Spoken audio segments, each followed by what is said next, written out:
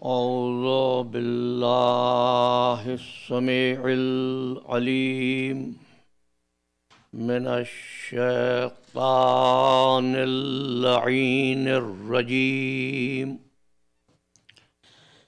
بسم الله الرحمن الرحيم. الحمد لله وكفى وسلام على عباده الذين اصطفى خصوصا على محمد المصطفى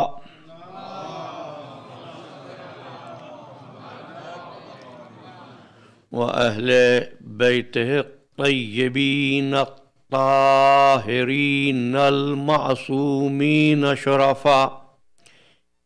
إنهم سفينة النجاة ومصباح الهدى. أما بعد فقد قال الله تبارك وتعالى في محكم كتابه المبين وهو أصدق الصادقين. بسم الله الرحمن الرحيم. إنما يريد الله ليذهب عنكم الرجس أهل البيت ويطهركم تطهيرا.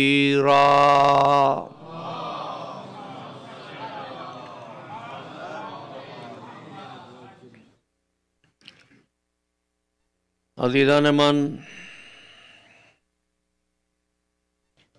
ہمارے اس روش ادراک کے سفر کی چوتھی منزل ہے جس میں ہم داخل ہو رہے ہیں. اتنے مشکل عنوان پر آپ حضرات کی توجہات کا شکر گزار ہوں. اب تک یہ عرض کیا کہ اللہ کی پیاری اور عظیم مخلوق کا نام ہے انسان. اللہ اتنا مہربان ہے اس انسان پر کہ اس انسان کی ضرورت کا ہر سامان انسان کی تخلیق سے پہلے فراہم کر دیا. پھر اس کو بڑھنے اور مشاہدہ کرنے کی صلاحیت عطا فرمائی. پھر دوسری مخلوقات سے افضل بنا دیا. کسی نے ابو علی سینا سے پوچھا تھا کہ کیا دلیل ہے کہ انسان دوسری مخلوقات سے افضل ہے. ابو علی سینا نے کہا تھا دنیا کی تمام مخلوقات وہ ہیں جو اپنے دہن کو، اپنے منہ کو رزق کے پاس لے کر جاتی ہیں. فقط انسان ہے جو منہ کھانے کے قریب لے کر نہیں جاتا، کھانا اس کے منہ کے قریب آتا ہے. یہ خالق کا احسان ہے. اور اس نے انسان کی آمد سے پہلے اس کائنات کو ایسے سجایا جیسے کوئی میزبان مہمان کی آمد پر کاشانے کو سجا دیتا ہے. زمین کا فرش بچھا دیا، آسمان کا شامیانہ فراہم کر دیا، سبزے کا دسترخوان سجا دیا، نشست و برخاست کے لیے زمین کو نشیب و فراز عطا کر دیے، بلندی و پستی عطا فرما دی. زمین سخت نہ ہو اتنی کہ اس پر گراں گزرے، نرم نہ ہو اتنی کہ یہ دھنس نہ جائے، لہذا پہاڑوں کی میخیں قائم کر دیں. پھر اس کو آرگنز دیے، اعضا دیے. اعضا بھی کیسے؟ چربی کے ڈھیلے کو دیکھنے کی قوت دے دی، ہڈی کو سننے کی صلاحیت عطا کر دی، اور گوشت کے لوتھڑے کو بولنے کی قوت عطا کر دی. اور پھر کہنے لگا دیکھو ہم نے تمہیں سننے کے لیے کان دیے، دیکھنے کے لیے آنکھیں دی، سوچنے کے لیے دل و دماغ دیا. اتنا سب کچھ دیکھ کر تم سے فقط ایک چیز چاہیے. میری مدد کریں گے؟ یہ سب کچھ دیا، بس ایک مطالبہ کیا، تم ہمارا شکر کیا کرو. تم شکر گزار بن جاؤ. نعمتیں تم سب کے لیے ہیں. مومن ہو تب بھی نعمتیں، ایمان لاؤ تب بھی نعمتیں، انکار کرو تب بھی نعمتیں. موسیٰ کی پرورش بھی، فرعون کے لیے بھی رزق کا دروازہ بند نہیں ہو رہا. ابراہیم اس کا خلیل، نمرود کو بھی مل رہا ہے. مومنوں سے کہتا ہے جو دے رہے ہیں اس پر شکر کرو، اور منافقوں سے کہتا ہے کہ نعمتوں کا فائدہ اٹھاؤ، فساد نہ کرو. انسان کی مشکل یہ کہ وہ سب کچھ بننے پر تیار ہے، شکر گزار بننے پر تیار نہیں ہے. تک تو میں نے کہا نا. اب ذرا قرآن مجید کا ارشاد بھی آپ کی خدمت میں ہدیہ کر دوں. سورہ نحل ہے اور سورہ نحل کی 78ویں آیت ہے. واللہ اخرجکم من بطون امہاتکم لا تعلمون شیئا. اللہ ماؤں کے پیٹ سے تمہیں جاہل نکالتا ہے. لا تعلمون شیئا، کچھ بھی نہیں جانتے. وجعل لکم السمع والابصار والافئدہ، ہم نے تمہیں کان دیے، آنکھیں دیں، دل دیا. کیوں دیا؟ وجعل لکم السمع والابصار والافئدہ لعلکم تشکرون، تاکہ تم ہمارا شکریہ ادا کیا کرو. آپ دیکھ رہے ہیں اب یہ گفتگو ہر انسان سے ہو رہی ہے.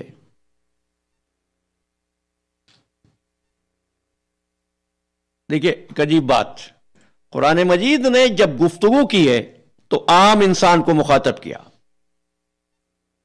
یا ایھا الناس اعبدوا ربکم الذی خلقکم، اے انسانوں.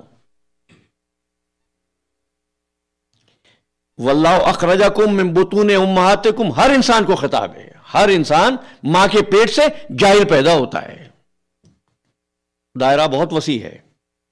ہاں تم شکر ادا کیا کرو. تو ایک بات کہہ دوں، اس نے نہ یہودی پیدا کیے، نہ عیسائی پیدا کیے، نہ مسلمان پیدا کیے، نہ سنی پیدا کیے، نہ شیعہ پیدا کیے. کس کو پیدا کیا؟ انسان کو.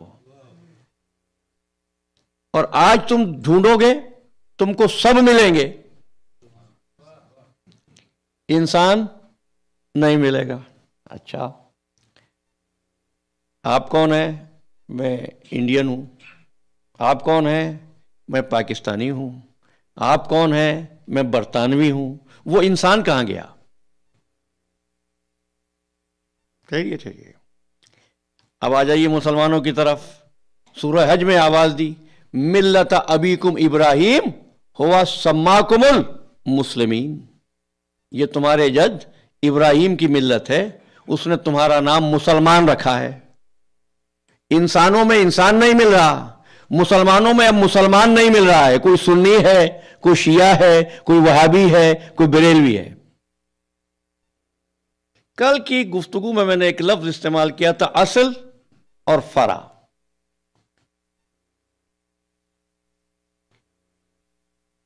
دونوں میں فرق کیا ہوتا ہے؟ ذرا جلدی سے سمجھ لیں اور پھر آگے بڑھتے ہیں.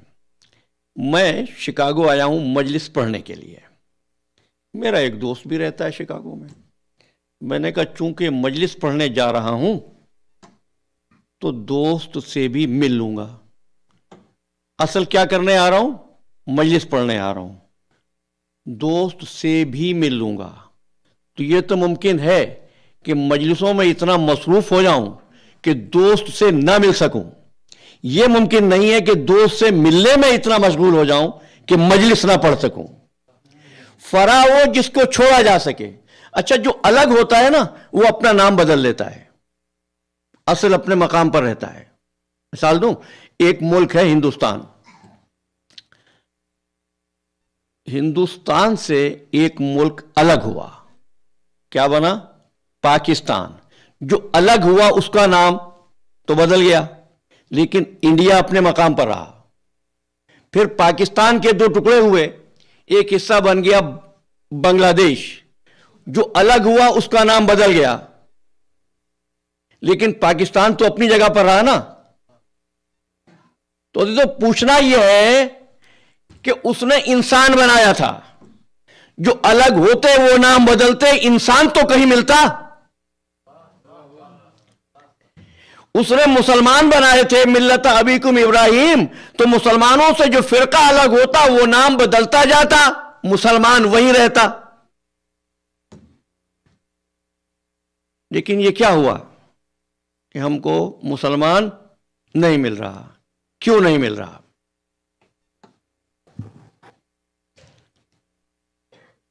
آیت نے جواب دے دیا ہے. جعل لکم السمع والابصار والافئدہ, ہم نے یہ کان اور آنکھیں اور دل کیوں دیا تھا؟ لعلکم تشکرون, تاکہ تم شکریہ ادا کرو. کیوں؟ لئن شکر, سورہ ابراہیم 14واں سورہ 7ویں آیت, لئن شکرتم لازیدنکم, اگر تم شکریہ ادا کرو گے نا تو ہم اور زیادہ تم کو عطا کریں گے. لیکن اگر شکریہ ادا نہیں کرو گے, وَلَئِن كَفَرْتُمْ إِنَّ عَذَابِي لَشَدِيدٌ, پھر میرا عذاب بہت شدید ہے. اچھا تو عذاب کیا ہوتا ہے, کیسے آتا ہے عذاب؟ اور میرے ساتھ رہیے گا, بہت اہم منزل ہے گفتگو کے اس مرحلے پر. عذاب آتا کیسے ہے؟ عذاب کی پہچان کیا ہے؟ کیسے پتہ چلے عذاب؟ اب شکریہ والی بات ذہن میں رہے آپ کے, کیوں آتا ہے؟ یہ سورہ نحل ہے, 112واں سورہ ہے. سنیے گا, ارشاد ہوا, ضرب اللہ مثلا قریۃ کانت آمنۃ مطمئنۃ, ایک بستی تھی, بستی کے لوگ بہت مطمئن تھے, خوشحال تھے. یاتیہا رزقہا غدن من کل مکان, ہر جگہ سے رزق کھچ کھچ کر ان کے پاس آ رہا تھا. فکفرت بانعم اللہ, کہ لوگوں نے اللہ کی ناشکر گزاری شروع کی. فاذاقها اللہ لباس الجوع والخوف, پھر اللہ نے ان کو بھوک اور خوف کا مزہ چکھا دیا. جب کوئی شکریہ ادا نہیں کرتا تو نتیجے کے طور پر ایک بھوک ملتی ہے, ایک خوف ملتا ہے. ذرا اطمینان سے سوچ کر یہ بتانا کہ آج کے عہد کا مسلمان مطمئن ہے. جملہ بدل رہا ہوں کہ آج کا مسلمان معاشی ابتری کا شکار نہیں ہے, کہ آج کا مسلمان خوف زدہ نہیں ہے. شکریہ ادا نہیں کیا تھا, نتیجہ کیا ہوا؟ آج کہیں پیسہ نہیں ہے اس لیے خوف میں مبتلا ہے, کہیں اتنا ہے کہ چھن جانے کے خوف میں مبتلا ہے. کیوں؟ اس لیے کہ شکریہ چھوڑ دیا تھا. آج اس امر کی تیاری ہے کہ صاحب ایک مملکت کو کسی نے غصب کر لیا تھا, اگر پہلے غاصب کو معاف نہ کیا ہوتا تو یہ منزل نہ آتی. پھر یاد کر لیجئے, فکفرت بانعم اللہ, اللہ کی نعمت پر ناشکر گزاری کی تو پھر کیا ہوا؟ عذاب آیا. اچھا عذاب صرف اس لیے آتا ہے, کیوں نہیں کہا اول غاصب کو انہوں نے غاصب؟ ایک بات کہہ دوں آپ سے, کوئی قوم اس لیے برباد نہیں ہوتی کہ وہ نماز نہیں پڑھتی, کوئی قوم اس لیے برباد نہیں ہوتی کہ وہ روزے نہیں رکھتی. قومیں برباد اس وقت ہوتی ہیں جب وہ صحیح کو صحیح نہیں کہتی. میں متصل ہو گیا. اور صحیح کو صحیح، غلط کو غلط فقط وہی کہتی ہے جو عقل و فکر سے کام لیتے ہیں. لیکن یہاں عالم کیا ہے؟ ہوتا رہے جو ہوتا ہے، مصلح بچھا رہے. میں نے کل عرض کیا تھا کہ اللہ نے نماز پڑھنے کا حکم دیا ہے، لیکن اسی قرآن میں نمازیوں کی مذمت بھی آئی ہے. اگر کہیں تعریف آئی ہے تو مذمت بھی آئی ہے. میں ان آیات کو دوبارہ نہیں پڑھوں گا، زیادہ وقت نہیں لینا. تو مذمت بھی آئی نا، فویل للمصلین الذین عاملۃ ناصبہ تصلی نارا حامیہ. پھر من الناس من یعبد اللہ علی حرف فإن أصابہ خیر اطمأن بہ. یہ کنارے کنارے کی عبادت کرتے ہیں، ملتا رہے تو خوش رہتے ہیں، آزمائش آ جائے تو اپنے پیروں پر، اپنی ایڑیوں پر پھر جاتے ہیں. ان کا اللہ سے تعلق کیسا ہے؟ بتاؤں کیسا ہے؟ متوکلین کی ایک جماعت آ گئی امام جعفر صادق علیہ السلام کے،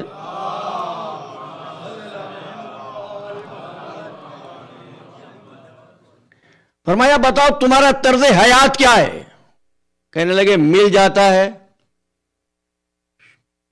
کھا لیتے ہیں، شکر کرتے ہیں، اور نہیں ملتا تو پھر صبر کرتے ہوئے چاہتے ہیں کچھ مل جائے. آپ نے فرمایا ایسا تو میرے شہر کے جانور بھی کرتے ہیں. میں نے نام نہیں لیا جانور کا، روایت میں ہے ایسا تو میرے شہر کے جانور بھی کرتے ہیں. کیا مطلب مولا؟ فرمایا مل جائے تو خاموشی سے کھا لیتے ہیں، نہیں ملتا تو بول بول کر، بھونک بھونک کر متوجہ کرتے ہیں اپنی طرف. تو کہتا ہے مولا آپ کا طرز حیات کیا ہے؟ آپ نے فرمایا نہیں ملتا تو شکر کرتے ہیں، مل جائے تو لوگوں میں بانٹ دیتے ہیں. صحیح کو صحیح، غلط کو غلط. کب یہ کب ہوگا؟ چلیے صاحب یہ بھی قرآن مجید ہی سے پوچھتے ہیں، ہوا کیا ہے اس انسان کے ساتھ اور اس مسلمان کے ساتھ؟ کتنی چیزیں میں نے آپ کو بتائی ہیں. سوچنے، یاد ہے؟ سوچنا، سمجھنا، دیکھنا، سننا، یہ 4 چیزیں نا. یعنی کیا صلاحیت دی تھی؟ دیکھنے کے لیے آنکھیں، سننے کے لیے کان، سوچنے کے لیے دل و دماغ. شکر کرنا، اور شکر کیا ہے؟ آنکھ کا شکر کیا ہے؟ وہی دیکھو جس کے دیکھنے کی اجازت ہے. کان کا شکر کیا ہے؟ وہی سنو جس کے سننے کی اجازت ہے. دماغ، سوچو، کیا سوچو؟ وہی سوچو جس کے سوچنے کا حکم ہے. ٹھیک ہے، 3 چیزیں ہو گئی. آئیے صاحب سورہ بقرہ 7ویں آیت ہے.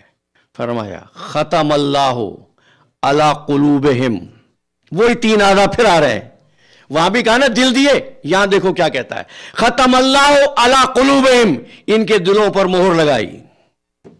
وعلی سمعہم، ان کے کانوں پہ مہر لگائی. وعلی ابصارہم غشاوہ، آنکھوں پر پردہ پڑ گیا. تو جب پردہ پڑ گیا پھر ہوا کیا؟ شکل کیا بنی اس کی؟ اگلے 3 الفاظ اب پڑھنے لگا ہوں. وَلَهُمْ عَذَابٌ عَظِيمٌ. یہی تو ہے عذاب. جب قوم سوچنا چھوڑ دے، جب قوم دیکھنا چھوڑ دے، جب قوم حق کو حق کہنا چھوڑ دے، عذاب اور کیا ہوتا ہے؟ یہی تو عذاب ہوتا ہے. جب سوچنا چھوڑا، سمجھنا چھوڑا، دیکھنا چھوڑا تو پھر کیا ہوتا ہے؟ یہ بھی سورہ بقرہ 17ویں آیت. مثلہم کمثل الذی استوقد نارا فلما اضاءت ما حولہ.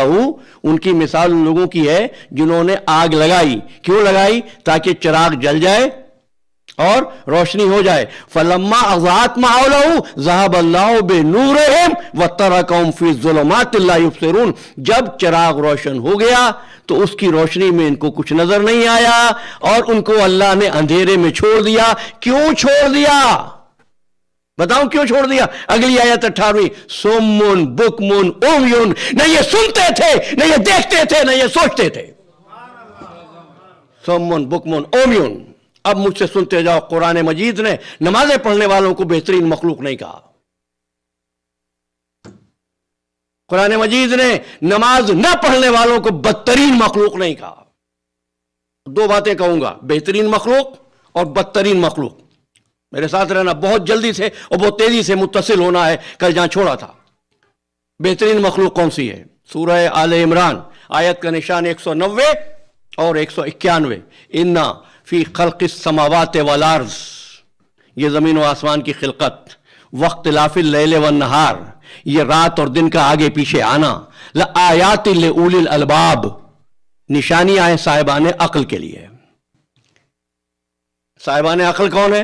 اب سنو، صاحبان عقل کون ہے؟ الذین یذکرون اللہ قیاما، یہ وہ لوگ ہیں جو اللہ کا ذکر کرتے ہیں. کیسے کرتے ہیں؟ یذکرون اللہ قیاما وقعودا وعلی جنوبہم، کھڑے ہو کر کرتے ہیں، بیٹھ کر کرتے ہیں، لیٹ کر کروٹ کے بل کرتے ہیں. کیا کر رہے ہیں؟ میرے ساتھ ہے نا؟ کیا کر رہے ہیں؟ یذکرون اللہ قیاما، اللہ کا ذکر. اللہ کا ذکر کیسے کرتے ہوں گے؟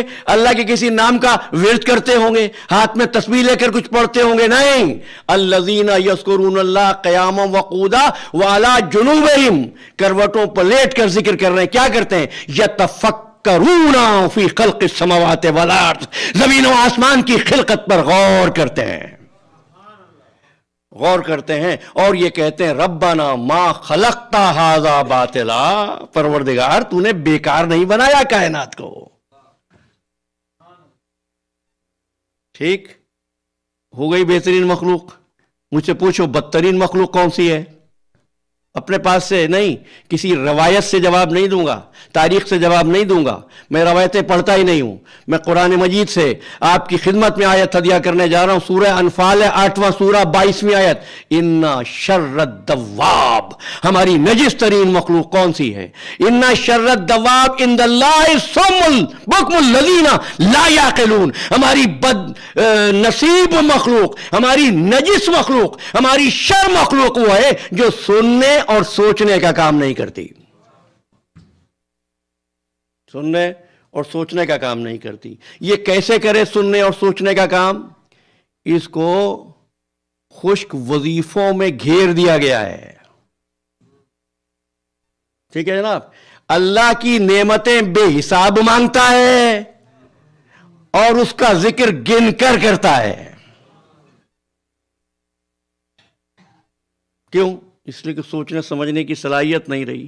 کل میں نے عرض کیا تھا جب سوچنے سمجھنے کی صلاحیت نہیں رہتی، سب سے پہلا کام یہ ہوتا ہے کہ جو الفاظ آپ بول رہے ہوتے ہیں اس کا مطلب آپ کو پتہ نہیں ہوتا.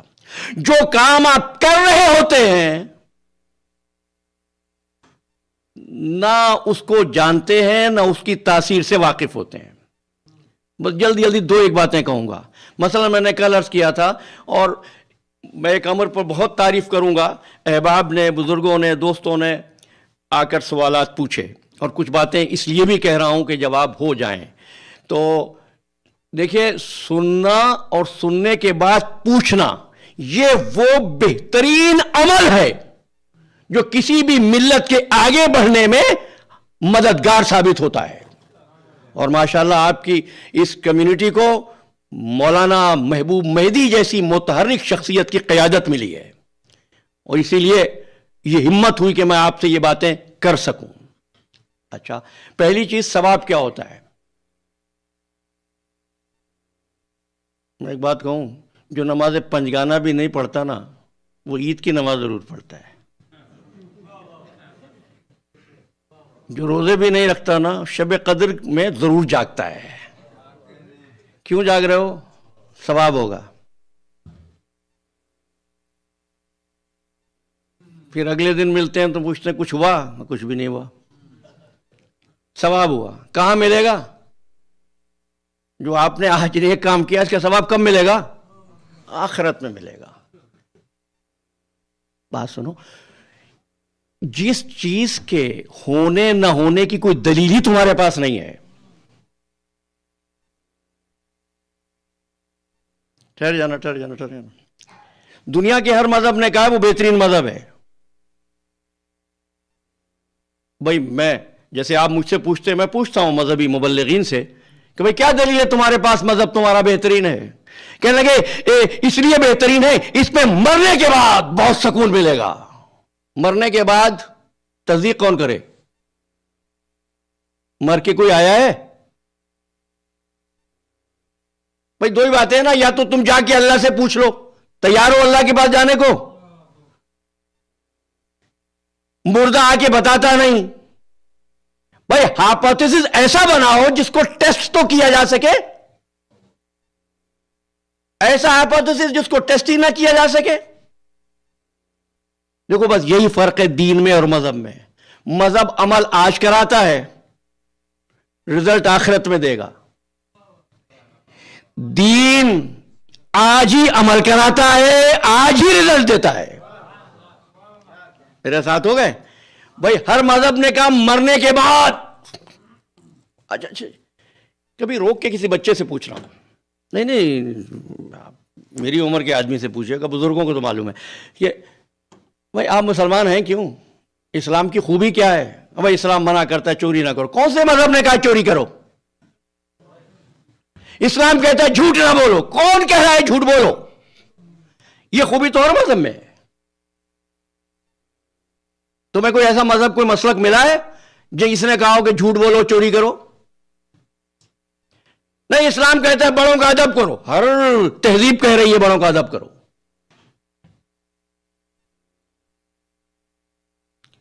کھانا کھاتے وقت یہ دعا پڑھو، ہر مذہب میں کھانا کھانے کے پروٹوکول موجود ہیں۔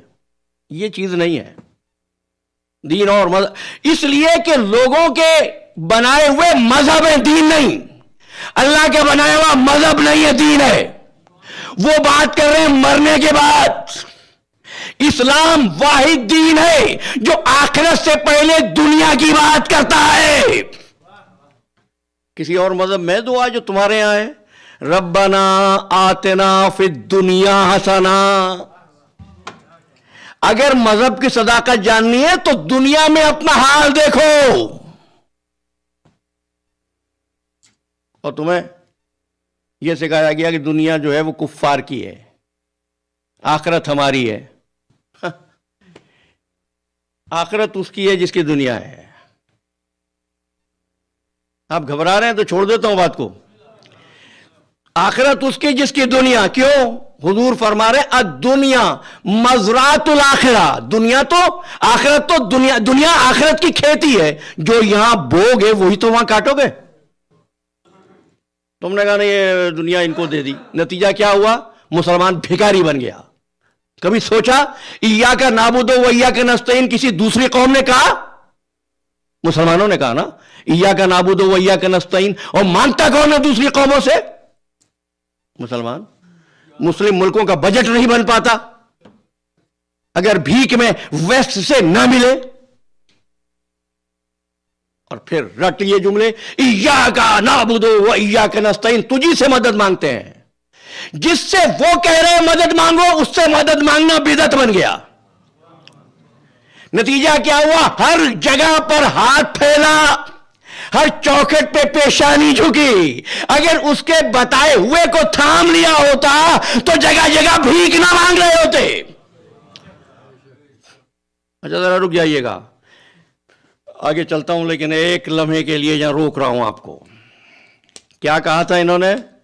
دنیا کفار کی، آخرت مسلمان کی۔ مان لیے میں نے بات؟ دنیا کفار کی، آخرت مسلمان کی۔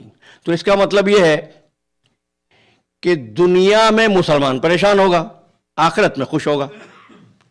کافر دنیا میں خوش ہوگا، آخرت میں پریشان ہوگا۔ اب قرآن نے قوم بتائی ایسی جو دنیا میں بھی ذلیل ہے، آخرت میں بھی ذلیل ہے۔ مجھ سے پوچھ لینا آیات، خسر الدنیا والآخرہ، یہ دنیا میں بھی خسارے میں ہے، آخرت میں بھی خسارے میں ہے۔ تو دنیا میں کافر تو ہے نہیں خسارے میں، وہ تو نکل گیا نا۔ اب مجھے بتاؤ کون ہے؟ خسر الدنیا والآخرہ، دنیا میں بھی خسارہ، آخرت میں بھی خسارہ۔ نہیں، بس فرق یہی ہے، مذہب وہ جو تم سے آج عمل کرائے آخرت میں ثواب دے، دین وہ آج نماز پڑھوائے، نماز کے بعد آج ہی زندگی بدل جائے۔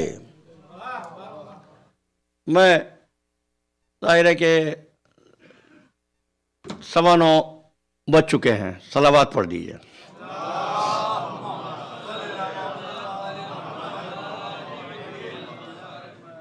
اب ذرا میں یہیں چھوڑتا ہوں، لیکن اگر ثواب پر کوئی صاحب کچھ اور مزید جاننا چاہتے تو میں کچھ اور بات کر سکتا ہوں، وضاحت ہو جائے۔ تو ثواب یہ نہیں، ثواب وہ ہے، چلے مختصر کر کے بس ایک جملے میں آپ کو حل دیتا ہوں۔ ثواب وہ جو ایک درجہ تمہارا بلند کرے، عذاب وہ جو ایک درجہ پست کرے۔ پتھروں والے عذاب کو چھوڑ دو، یہ صدقہ ہے میرے رسول کی آل کا کہ وہ پتھروں والا عذاب نہیں آ رہا، بھوک اور افلاس کا، خوف کا عذاب کیسے؟ تو کیا ہے؟ پھر جملہ دہرا رہا ہوں، بڑے غور سے نوجوان اس کو یاد رکھیں، جو ایک درجہ بلند کرے وہ ثواب، جو ایک درجہ پست کرے وہ گناہ، وہ عذاب۔ پریشان ہو گئے آپ؟ انسان سے بڑا کون ہے؟ عرش والی دنیا ہے نا۔ انسان سے پست کون ہے؟ جانور۔ جو عمل انسان کو جانور بنا دے وہ ہے عذاب۔ پڑھو قرآن، کوئی قوم بندر بنی، یہ تھا عذاب۔ اب یہ ثواب کیا ہوتا ہے؟ نیکی کیا ہوتی ہے؟ بیٹھے زمین پر عرش والے فرشتوں کو جھولا جھلانے کے لیے بلا لے۔ اب اس سے زیادہ وضاحت کا وقت نہیں ہے، اس لیے میں یہیں چھوڑ رہا ہوں۔ یہ ہے ثواب۔ اور اگر آپ اس بات کو سمجھ لیں کہ الفاظ کا مفہوم اور اعمال کی مقصدیت کو جان لیں تو یقین جانیں عبادت میں بھی لطف آئے گا۔ آپ کی نماز واقعی بے حیائی اور برائی کا خاتمہ کرے گی۔ آپ کا روزہ آپ کے اندر کیفیت تقوی کو لائے گا۔ آپ کا حج آپ کی سوسائٹی کو بدل دے گا، شرط یہ کہ واقف ہو جاؤ عبادت کیا ہے، ثواب کیا ہے۔ لیکن بغیر سوچے سمجھے نہ کسی چیز کی مخالفت کرو اور نہ بغیر سوچے سمجھے کسی چیز کی حمایت کرو۔ وقت ہوتا تو میں آیات پڑھتا جاتا۔ قرآن نے کہا اندھے بہرے بن کر ہماری آیتوں پر بھی نہ جھکو۔ ہم نے دیا نا جعل لکم السمع والابصار والافئدہ، سوچو۔ تو سوچنے کا عمل، اور کس طرح؟ جب سوچ لو گے۔ اب کیا ہوتا ہے، کیا ہے کہ ایک فیشن ہوتا ہے۔ فیشن کیا ہے؟ اب میں بہت جلدی سے، ذرا میری مدد کر دیے گا، بہت جلدی میں اب کوشش کر رہا ہوں کہ بات ختم ہو۔ یہ بتاؤ، تعصب اچھی چیز ہے بری چیز ہے؟ بری چیز ہے، میں نے سن لیا۔ اتحاد اچھی چیز ہے۔ جہاں 4 حضرات بزرگ حضرات بیٹھتے ہیں تو وہاں یہ کہتے ہیں ہاں ہماری قوم میں اتحاد نہیں ہے، کاش اتحاد ہو جائے۔ ٹھیک ہے، دونوں باتیں یاد رکھنا، دونوں کی بات کر کے بس آگے بڑھ جاؤں گا۔ اتحاد، آپ نے کہا اچھی چیز ہے اتحاد۔ مجھے بتاؤ، پوری قوم بت پرستی پر متحد تھی نا؟ ابراہیم نے آ کر اتحاد کو پارا پارا کر دیا۔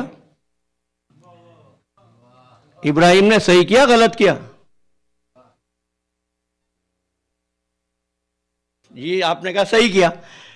اب آپ کو پہلا اسٹیٹمنٹ بدلنا پڑے گا، اتحاد اچھی چیز نہیں۔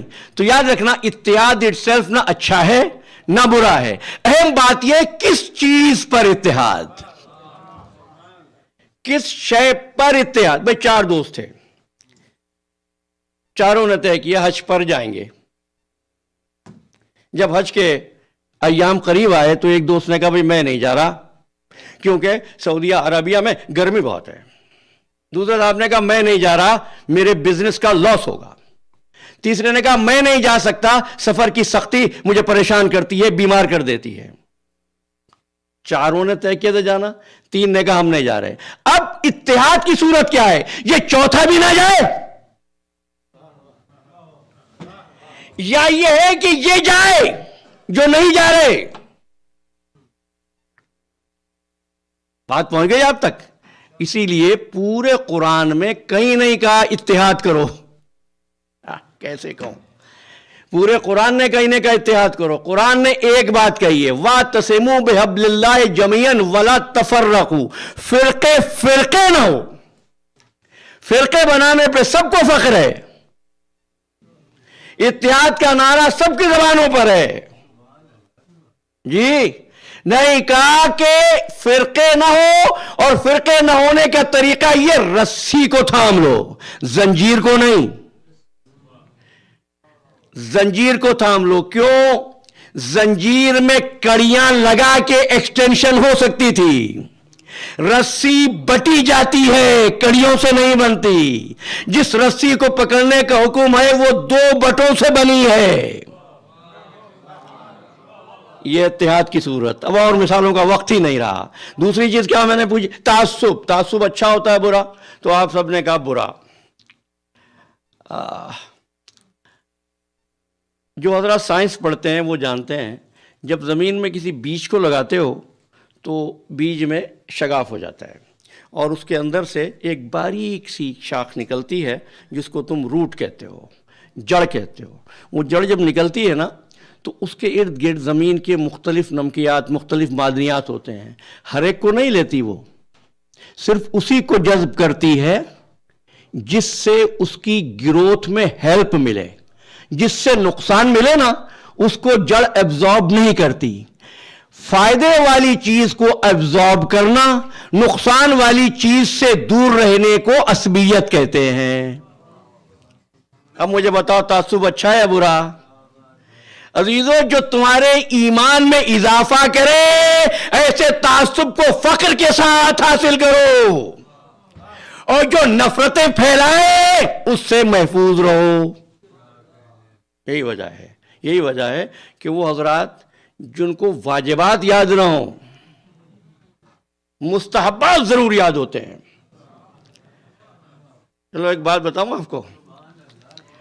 اب میری عادت نہیں ہے, نہ میں روایات پڑھتا ہوں نہ واقعات پڑھتا ہوں, لیکن اب بات آسان ہو جائے کیونکہ 9:21 ہو رہے ہیں گھڑی میں اس وقت. وہ یہ کہ ایک مسجد میں جوتے چوری ہوا کرتے تھے. اب یہاں تو الحمدللہ نہیں ہے, بیک ہوم میں انڈیا پاکستان کے حضرات جانتے ہیں, جو میری عمر کے حضرات ہیں, جو بزرگ ہیں, کہ جوتے چوری ہوتے تھے. تو مسجد کے انتظامیہ نے طے کیا کہ پکڑ لیں چور کو. تو ایک دن چور پکڑا گیا, اور چور جب پکڑا گیا تو انہوں نے چور سے کہا, انہوں نے کہا میں پچھلے 10 سال سے یہاں چوریاں کر رہا تھا جوتوں کی. تو انہوں نے کہا بھائی ہم نے ایک بات دیکھی, 10 سال کے عرصے میں کبھی کالا جوتا چوری نہیں ہوا. تم نے کالا جوتا کبھی چوری نہیں کیا. کہنے لگا اس لیے کہ کالا جوتا پہننا مکروہ ہے.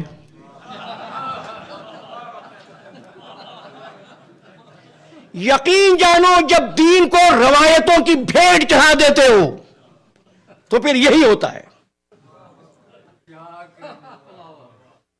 بخدا میرا دل دکھتا ہے کہ ہم نے کیا شکل بنائی ہے مذہب کی, اور پھر شکایت کر رہے ہیں ہم کہ ہمارے بچے اب مجلسوں اور مسجدوں میں نہیں آتے.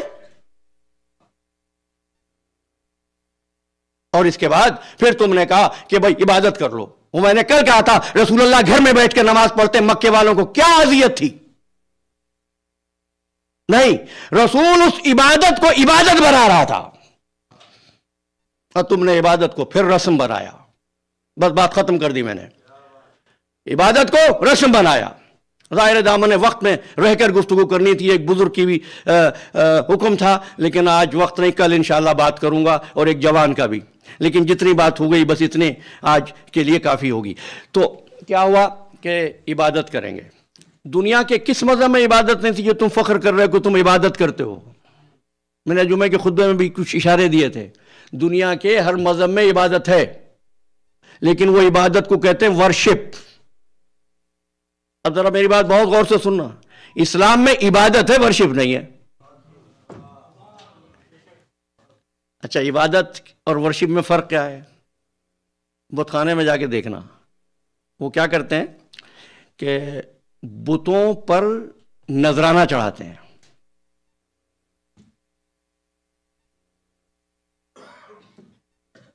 سچ بتاؤ, ان نذرانوں سے بتوں کو کچھ ملتا ہے؟ اور ایک بات کہہ دوں, بات آ گئی ہے, بت پرستی سے زیادہ خطرناک چیز ہے شخصیت پرستی. مجھے بہت بچ بچ کر احتیاط سے بڑھنا پڑتا ہے. میں نے کہا نا, مجھ سے اپنے بھی ناراض رہتے ہیں, بیگانے بھی خوش نہیں ہوتے. اچھا, بت کو کچھ نہیں. تو کیوں؟ اس کی وجہ کیا ہے؟ وہ کہتے ہیں انگریزی محاورہ ہے کہ it's not gun is man behind the gun. تو بت پرستی خطرناک نہیں ہے، شخصیت پرستی بڑی خطرناک ہے. بت پہ روز نذرانہ چڑھاؤ، نہیں جا کے چوم لو، اگلے دن بت پھر بت ہوگا. کسی انسان کے ہاتھ چومو، اس کے آگے نہ چلو، اس کے کھڑے ہونے سے پہلے کھڑے ہو جاؤ، اگلے دن جا کے ملنا ویسا ہی رہے گا. بابا فرعون بدنام ہو گیا.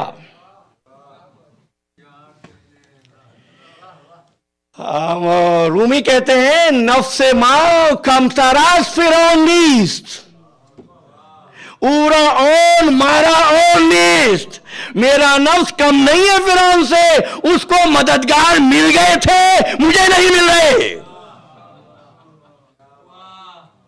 اچھا چلے واپس آ جائے. اچھا تو کیا بت میں جا کے نذرانے چڑھائے؟ بابا اس بت کو کچھ ملے گا؟ کہا نہیں پھر بھی ہم چڑھائیں گے. چلو اب بتوں کو چھوڑو. تم مسجد میں گئے، تم نے مسجد کو سجانا شروع کیا. اب میں پوچھ رہا ہوں تم سے، اللہ کو کچھ ملتا ہے اس چراغاں سے؟ کیوں کرتے ہو؟ کہنے لگے اس سے ہمیں اطمینان ملتا ہے. اگر تمہارے اطمینان کا نام عبادت ہے تو پورے ہندو کو جہنمی کیوں کہتے ہو؟ تمہیں اس طرح اطمینان ملتا ہے، اس کو اس طرح اطمینان ملتا ہے. یہ دو تصور ہیں، ایک جس کی پرستش کرتے ہو اور جو پرستش کرتا ہے، دونوں کے یہ تعلقات ہوتے ہیں.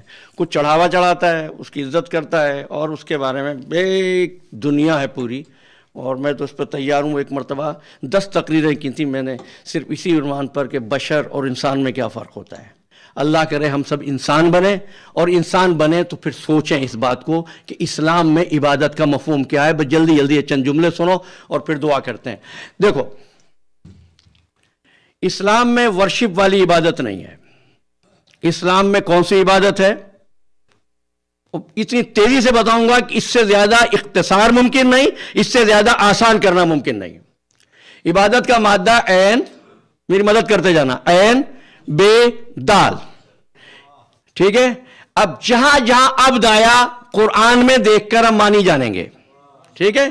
سورہ بقرہ آیت کا نشان 178، یا ایھا الذین آمنوا کتب علیکم القصاص فی القتل.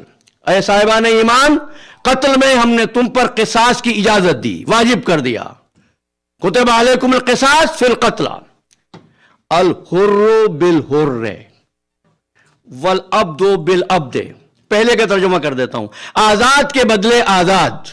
دوسرے کا ترجمہ کیا ہے؟ جی غلام کے بدلے غلام. ٹھیک ہے نا؟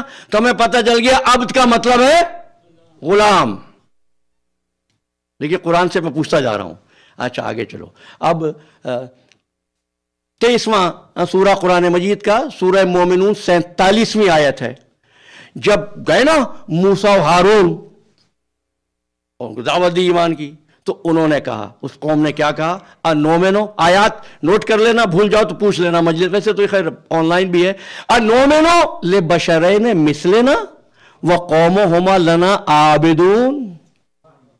ہم ان پر ایمان لائے، ان کی قوم تو ہماری غلام ہے. عابد کا مطلب غلام. اچھا سورہ شعراء 26واں سورہ ہے، اس کی 22ویں آیت ہے. موسیٰ جب آئے تو فرعون کہنے لگا تم چھوٹے سے تھے، ہم نے تمہیں پالا، ہم نے تمہاری پرورش کی. الم نربک فینا ولیدا. میں آیات کو چھوڑتا جا رہا ہوں. تو ہم نے تمہیں پالا اور تم نے یہ احسان کا بدلہ دیا کہ اب ہمارے پیچھے پڑ گئے ہو. اب موسیٰ نے جملہ کہا، بس وہ جملہ سنو اور میں آگے بڑھوں. تل کا کیا کہا اس نے؟ بچپن میں ہم نے پالا تم کو. اب موسیٰ کہتے ہیں تل کا نعمت تمنوها علیہ، یہ احسان ہے جو جتا رہے ہو. ان عبدت بنی اسرائیل. ترجمہ تم کرو گے، تم نے بنو اسرائیل کو تو غلام بنا رکھا ہے. بات واضح ہو گئی؟ عبد کا مطلب ہے غلام، عبادت کا مطلب ہے غلامی. کس کی غلامی؟ آمر مطلق کی غلامی، حاکم حقیقی کی غلامی، جو 4 دیواریوں میں محدود نہیں، جو وقت میں قید نہیں. اس کی حکومت اور تمہارا سر جھکانا، یہ ہے عبادت. کیسے؟ اگر وہ کہہ دے ماں باپ کا احترام کرو، احترام ماں باپ کا کرو گے، عبادت اس کی ہوگی۔ اگر وہ کہہ دے سو جاؤ تو سونا عبادت، اگر وہ کہہ دے بیدار رہو رات بھر، شب بیداری عبادت، اگر وہ کہے کھانا کھاؤ، کھانا کھانا عبادت، اگر وہ کہے فاقے کرو تو فاقے کرنا عبادت، اگر وہ کہے یتیم کے سر پر ہاتھ رکھو تو ہاتھ یتیم کے سر پر رکھو گے، عبادت اس کی ہوگی۔ پیاسے کو پانی پلاؤ، پانی پیاسا پیے گا، عبادت اس کی ہوگی۔ کہا باپ کے چہرے کو دیکھنا عبادت، دیکھو گے باپ کا چہرہ، عبادت اس کی ہوگی۔ استاد کے چہرے کو دیکھنا عبادت، دیکھو گے استاد کا چہرہ، عبادت اس کی ہوگی۔ کعبے کو دیکھنا عبادت، دیکھو گے کعبہ، عبادت اس کی ہوگی۔ مشکل یہ تھی کہ جب کعبہ دیکھو گے والد کو نہیں دیکھو گے، جب والد کو دیکھو گے عالم کو نہیں دیکھو گے، جب عالم کو دیکھو گے قرآن کو نہیں دیکھ سکتے۔ اب طے کیا اللہ نے ایک ایسا چہرہ بتا دوں جب دیکھو گے تو کعبے کی زیارت کا ثواب بھی ہوگا، عالم کی زیارت کے چہرے کا بھی ثواب ہوگا۔ النظر الی وجہ علی ابن ابی طالب عبادہ۔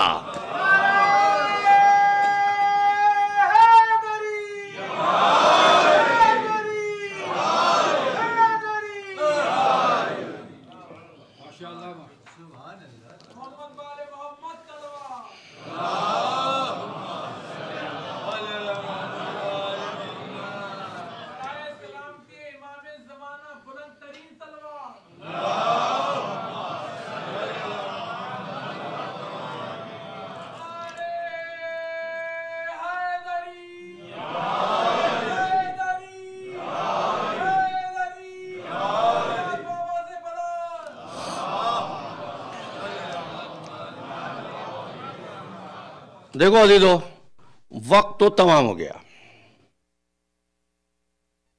ختم کر دوں؟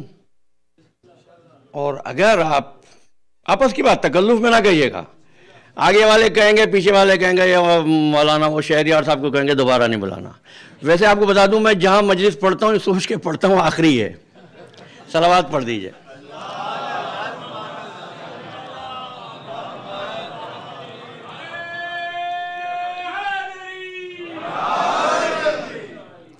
عبادت کا مفہوم ذہن میں رکھنا اور اب میرے ساتھ رہنا، پھر واپس آؤں گا۔ اچھا، کل گفتگو کو یہاں چھوڑا تھا، اللہ کا ارادہ یہ کہ اہل بیت سے رجس کو دور رکھے، ٹھیک؟ اچھا، اب یہ جب سب سے پہلے بنے تو میں نے کہا جو پہلے ہوتا ہے وہ ضرورت، جو بعد میں آئے وہ ضرورت مند۔ اللہ سب سے پہلے، اللہ سب کی ضرورت، اور اللہ کے بعد سب سے پہلے بنے محمد و آل محمد، یہ بھی سب کی ضرورت۔ یعنی اللہ نے اپنی ذات کو بھی سب کی ضرورت بنایا اور محمد و آل محمد کو بھی سب کی ضرورت بنایا۔ تو کیا اللہ ضرورتوں کے لیے کافی نہیں تھا؟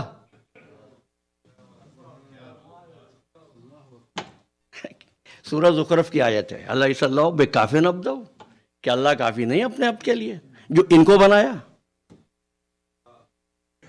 خدا کی قسم اس سے بڑا کوئی مشرک نہیں ہے جو یہ کہتا ہے کہ سب کچھ اللہ سے مانگو۔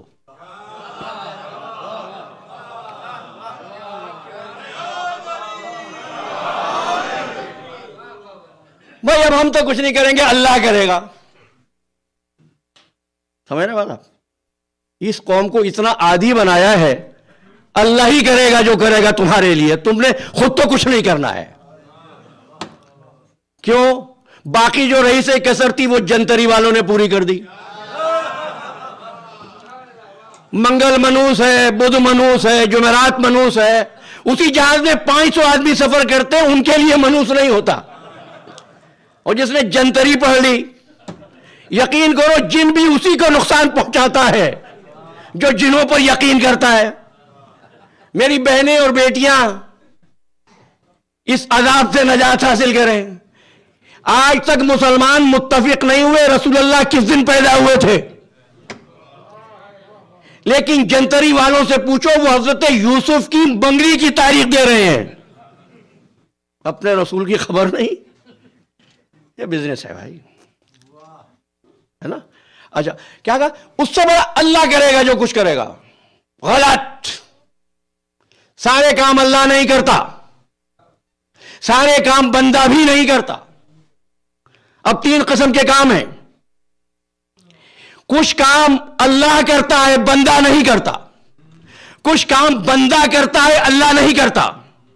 کچھ کام اللہ اور بندے مل کر کرتے ہیں.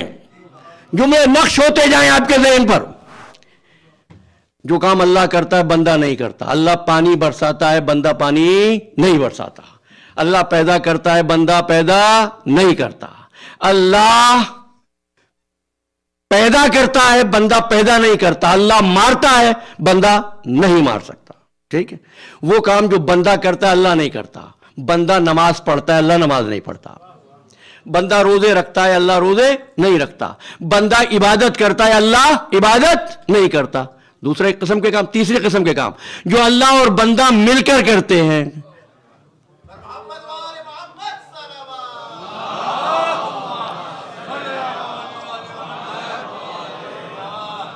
بندے زمین میں بیج لگانا ڈالنا تیرا کام، شگاف دے کر کوپل دینا ہمارا کام.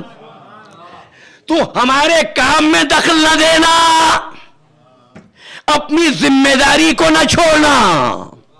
یاد رکھنا، جو فرائض انجام دیے بغیر فقط دعاؤں پہ یقین رکھے،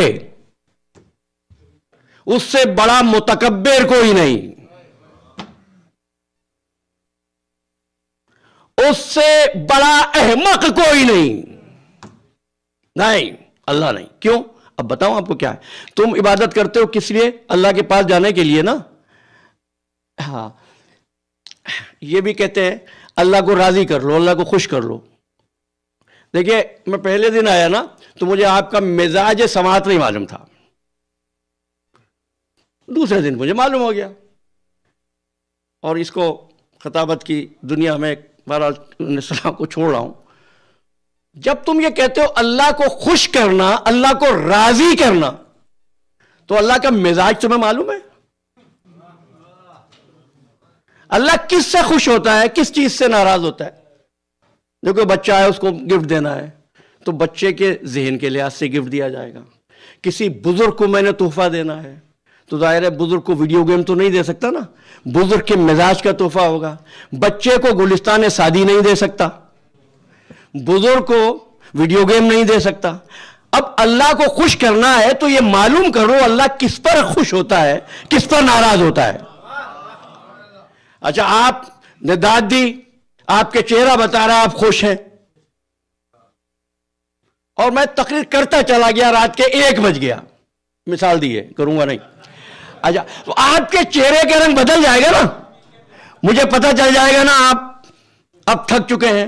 کیسے پتہ چلا آپ خوش، کیسے پتہ چلا آپ ناراض؟ آپ کا چہرہ دیکھ کر نا. امام رضا کے پاس یہی پوچھتا ہوا آیا تھا سائل. آپ نے فرمایا کیسے پتہ چلے گا اللہ راضی ہے یا ناخوش؟ مولا کیسے؟ کہ تم چہرہ دیکھے بغیر سمجھتے نہیں، اس لیے اللہ نے تخلیق کائنات سے پہلے کچھ چہروں کو اپنا چہرہ بنا کے خلق کر دیا. اگر یہ راضی ہو تو وہ راضی ہے.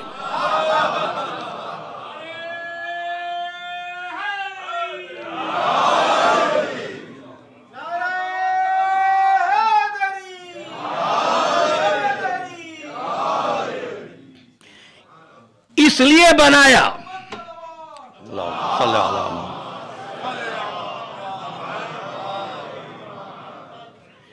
اس لیے اللہ نے اہل بیت کو خلق کیا تاکہ بندوں کے لیے معیار بن سکے. میں پھر آ گیا واپس جہاں آپ کو چھوڑا تھا. بندوں کے لیے معیار بن سکے. جب میں آیا نا ٹیوزڈے کو، شہریار بھائی مجھے ہوٹل چھوڑنے گئے. انہوں نے پتہ کیا کیا؟ کھڑے ہو کے مجھے بتایا کہ اس طرف ہے قبلہ. اگر یہ نہیں بتاتے تو میں آئی فون پہ لگا رہتا اور نہیں سمجھ میں آتا تو کسی بچے کو زحمت دیتا. انہوں نے بتایا کہ دیکھو مولانا ادھر ہے قبلہ. میں نے کہا ٹھیک ہے. تو اب مجھے پتہ چل گیا قبلہ انہوں نے اس لیے مجھے بتایا یہ سمجھا سکے قبلہ تھا، ہم بعد میں آئے. قبلہ کو وہ معلوم کرے گا جو قبلہ بننے کے بعد آئے. محمد و آل محمد تو اس وقت ہیں جب کعبہ ہی نہیں ہے. عبادت کیسے کریں گے وہ؟ اچھا کسی بچے کو نماز سکھا رہا ہو تو آپ اسے بتائیں گے نیت کیسے کرنی ہے، رکوع کیسے کرنا ہے، سجدہ کیسے کرنا ہے. کیوں؟ اچھا اگر کوئی نہیں ہے تو بچہ خود اٹھائے گا، وہ کیا کہتے ہیں توضیح المسائل اٹھائے گا، تحفۃ العوام اٹھائے گا، مفاتیح الجناح اٹھائے گا، وظائف الابرار لے گا. کیا مطلب ہے؟ ہم مسائل کو معلوم کرتے ہیں کتاب سے. محمد و آل محمد اس وقت عبادت کر رہے تھے، نہ قبلہ تھا، نہ کتاب تھی، نہ احکام تھے. تو کیسے عبادت کر رہے تھے یہ؟ تو عزیزو ایک بات کہہ دوں، جب قیامت ہوگی نا اور مسلمان جائیں گے اپنی نمازیں روزے لے کر، تو رب العزت کی آواز آئے گی ان کی نمازوں کو میرے حبیب کی نماز سے ملا کر دیکھو.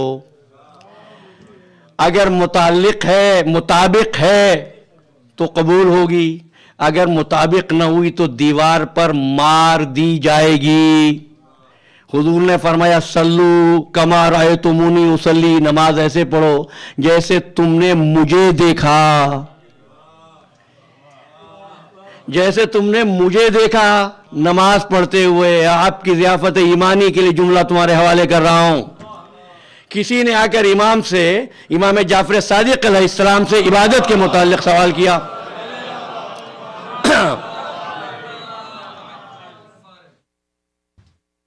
مولا عبادت آپ نے فرمایا، یاد رہ جائے جملہ، آپ نے فرمایا اس کائنات میں فقط ہم 14 ہیں.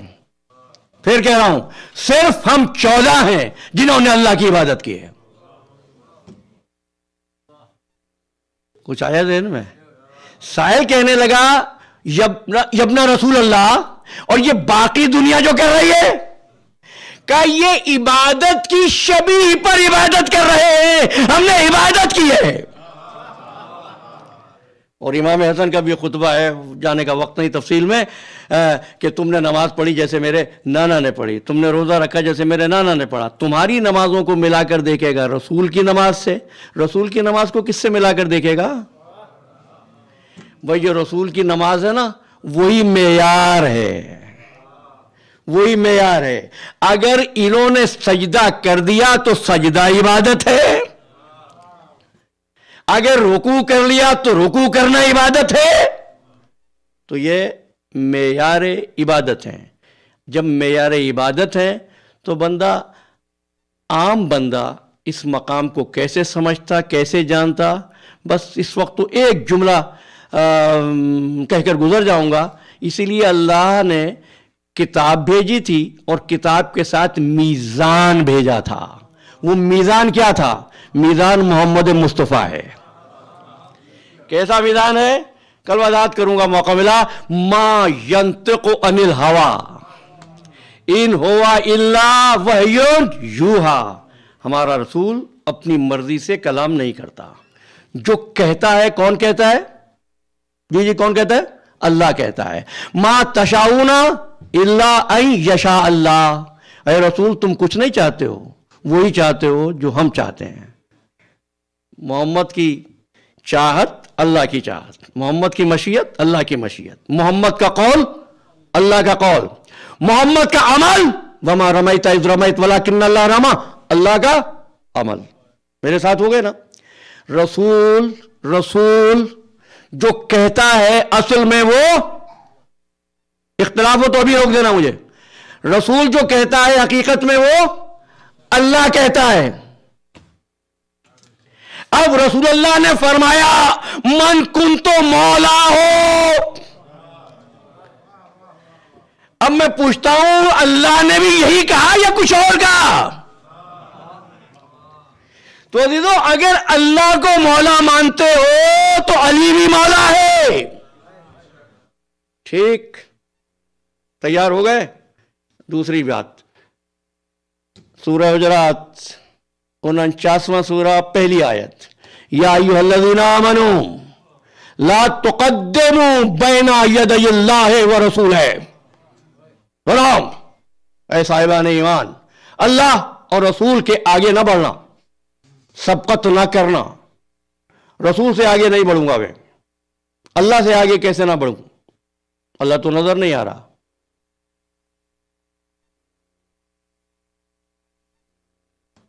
आसान कर दूं, बच्चे समझते चले। कोई आपसे कहे रसूल के आगे खड़े ना होना, तो आप खड़े नहीं होंगे, समझ जाएंगे ये रसूल है इसके आगे।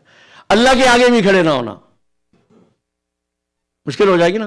तो सुन लो, रसूल के आगे खड़ा होना या अल्लाह के आगे खड़ा होना एक ही बात है। जो रसूल से बढ़ जाए वो अल्लाह से बढ़ गया। रसूल बुलाए तो रसूल नहीं बुला रहा, अल्लाह भी बुला रहा है। सूरह अनफाल में यही तो आयत थी, या अय्युहल्लज़ीना आमनू इस्तजीबू लिल्लाहि व लिर्रसूलिहि इज़ा दआकुम लिमा युहयिकुम। जब अल्लाह उसका रसूल बुलाए तो आ जाना। वो जो नमाज में बुलाया था, कल मैंने वाक़या पढ़ा था। तो रसूल का खड़ा होना, अल्लाह का खड़ा होना, रसूल का बैठना, अल्लाह का बैठना, रसूल का बोलना, अल्लाह का बोलना, रसूल का खामोश होना, अल्लाह का खामोश होना, रसूल का चाहना, अल्लाह का चाहना। तो अब पूछता हूं, अगर रसूल दरबार में बज़्म रिसालत में बैठे हो और फातिमा तो ज़हरा आ जाए,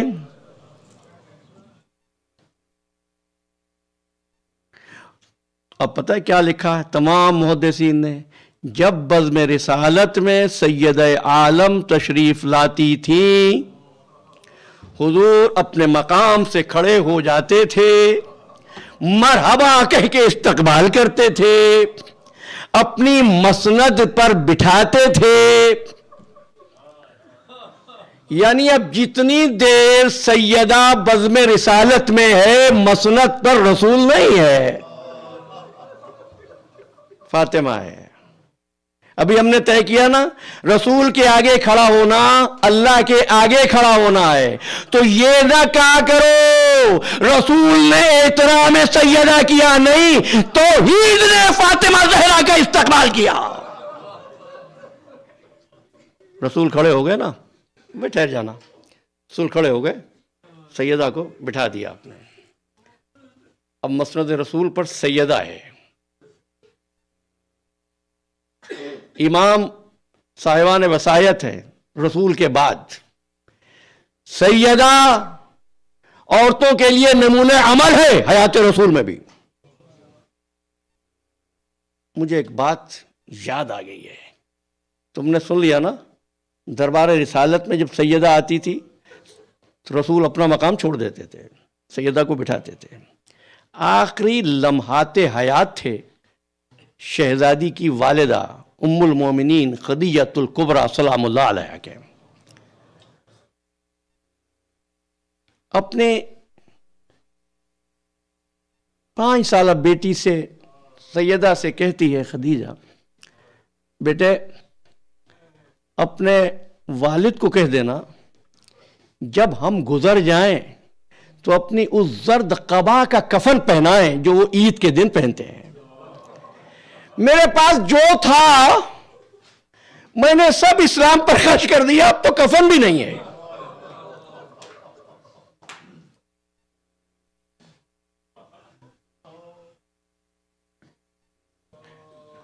तशरीफ लाए सरकार खत्मी मर्तबत खदीजा से गुफ्तगू के लिए। या आखिरी लम्हाते हयात हैं बीबी के। इस वसीयत को रसूलुल्लाह ने सुना, आंखों में आंसू आए, जिब्रील अमीन नाजिल हुए। अभी खुदा बादे तुहफे दरूद सलाम इरशाद फरमाता है, खदीजा हमारी मोहसिना है इसका कफन हमारे जिम्मे है, जन्नत से कफन आएगा। रसूल कहने लगे, खदीजा तेरा बड़ा एहसान है, मैं उस एहसान को कैसे उतारूं?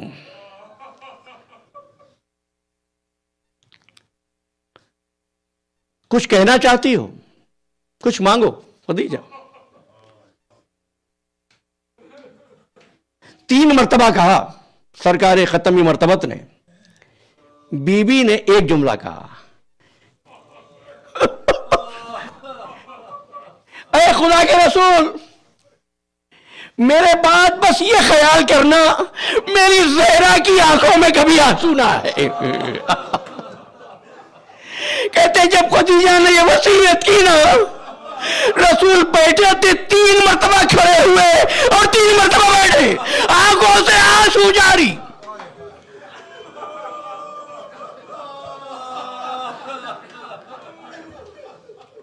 بی بی کہتی ہے اللہ کے رسول کیا میں نے کوئی بھاری سوال کر لیا؟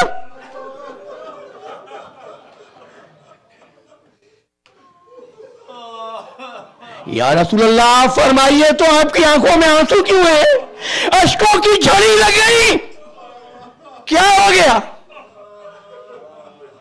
سرکار دو عالم نے فرمایا خدیجہ زبان سے کچھ نہیں کہہ سکتا، بس میری 2 انگلیوں میں دیکھو، انگلیاں سامنے کی۔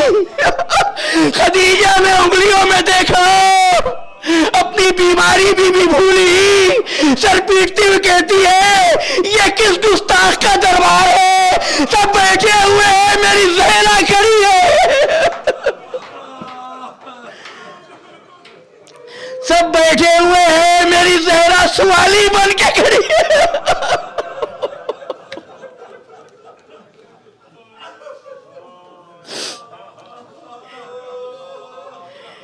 ایک زہرا کا بس میں رسالت میں آنا اور ایک بی بی کا پھر مسجد میں آنا، دربار میں آنا حق مانگنے کے لیے۔ سنو، آج جمادی ثانی کا بھی چاند ہو گیا نا، تو سن لو، چند جملے سنو، پتہ نہیں زندگی رہے یا نہ رہے، بس اگلے سال پھر وہی روئے گا جو رہے گا۔ بی بی دربار میں گئی ہے، بس 2 جملے ذاکرین سے سنتا ہوں۔ زنان بنو ہاشم نے حلقہ بنایا، بی بی کو ساتھ لیا، بی بی معلوم ہے ظلم ہوا ہے، لیکن کیا شان ہے دربار میں جانے کی، زنان بنو ہاشم کا حلقہ ہے، اور ایک مرتبہ زینب بھی آئی تھی نا کبھی دربار میں، کس طرح آئی تھی؟ زنان بنو ہاشم نے حلقہ بنایا، بی بی چلی۔ سیدہ کے گھر سے کتنی دور ہے دربار جانتے ہو؟ 24 قدم کا فاصلہ ہے، لیکن ذاکرین کہتے ہیں جب بی بی گئی ہے نا دربار میں، سر کا کوئی بال سفید نہیں تھا، 18 برس کی عمر ہے۔ میں نہیں پڑھ سکوں گا، لیکن دربار میں گئی، ستون مسجد کی آڑ میں بی بی کھڑی ہوئی، اور 15 ساعتوں تک، ترجمہ سیکنڈ کرنا یا منٹ کرنا تمہاری مرضی، 15 ساعتوں تک ستون کی آڑ میں بنت رسول روتی رہی۔ زنان ہاشم نے کہا، ساتھ جانے والی عورتوں نے کہا بی بی روتی کیوں ہو، آگے بڑھو، اپنا حق مانگو۔ کہنے لگی اس بات کا انتظار کر رہی تھی کہ دیکھو آج کوئی کھڑا ہوتا ہے یا نہیں۔ پھر بنت رسول واپس چلی، 24 قدم کا فاصلہ، اب جو چلی ہے نا میری شہزادی، سر میں کوئی بال سیاہ نہیں تھا۔ جب گھر میں داخل ہوئی زینب نے بھی نہیں پہچانا، ضعیفہ کون ہے، گلے سے لگایا زینب کو، نہیں پہچانا زینب۔ بیٹی نے ماں کو دیکھا، کہنے لگی اماں حق نہیں ملا، تیری آنکھوں میں آنسو ہے۔ کہا نہیں بی بی، حق نہ ملنے پر نہیں رو رہی، زینب دربار کا جو منظر دیکھ کر آ رہی ہو، یقین ہو گیا بیٹی تیری چادر نہیں بچے گی۔ بس چادر نہیں بچی، زینب نے مدینہ چھوڑا اور رسول کی بیٹی بھی زینب کے ساتھ روانہ ہوئی۔ پھر علی کی بیٹی نے کربلا سے کوفے کے سفر کیا، رسول کی بیٹی بھی قافلے کے ساتھ ساتھ رہی، یہاں تک کہ راہ میں ایک مقام پر خولی کے ہاتھ سے نیزہ گرا جس پر سر حسین ابن علی نصب تھا، زمین میں نصب ہو گیا۔ خولی نے کوشش کی، سر آگے نہیں بڑھا، جب سر آگے نہیں بڑھا شمر سے آ کر کہا، شمر نے تازیانہ اٹھایا، تمہارے چوتھے امام کے پاس آیا، کیسے کہوں بس تمہارا چوتھا امام تڑپ گیا، نیزے کے نیچے آیا، بابا تالیانے کھاتے کھاتے پوچھ زخمی ہو گئی، بابا آگے کیوں نہیں بڑھتے؟ بابا سر بریدہ سے آواز آئی، میرے سینے پر سونے والی سکینہ گر گئی ہے، جب تک سکینہ نہیں آئے گی میں آگے نہیں جاؤں گا۔ آئے ان کے پاس، سواری کے پاس، ناکے کے پاس، پپی اماں سکینہ گر گئی، کسی کو علم نہیں۔ زینب نے خود کو اونٹ سے گرا دیا، میں نہیں کہہ رہا اتری، اترتا تو وہ ہے جس کے ہاتھ کھلے ہو، جس کے ہاتھ بندھے ہو۔ اور پھر چلی صحرا کی طرف، آوازیں دے رہی تھی، ایک نشیب میں دیکھا ایک بی بی، سیاہ چادر اوڑے، چہرے پر نقاب ہے، سکینہ کو گود میں لے کر پیار کر رہی ہے۔ جا کے سکینہ کو لیا ہے، معظمہ تیرا بڑا احسان، تو نے اس یتیمہ حسین کو پیار کیا جس کو تماچے لگائے جاتے ہیں۔ ہم اس وقت تو تجھے کچھ نہیں دے سکتے، ہاں قیامت کے دن تیری شفا ضرور کر دیں گے، بس یہ کہنا تھا نا۔ بی بی نے نقاب اٹھایا، زینب نہیں پہچانا، تیری اجڑی ماں فاطمہ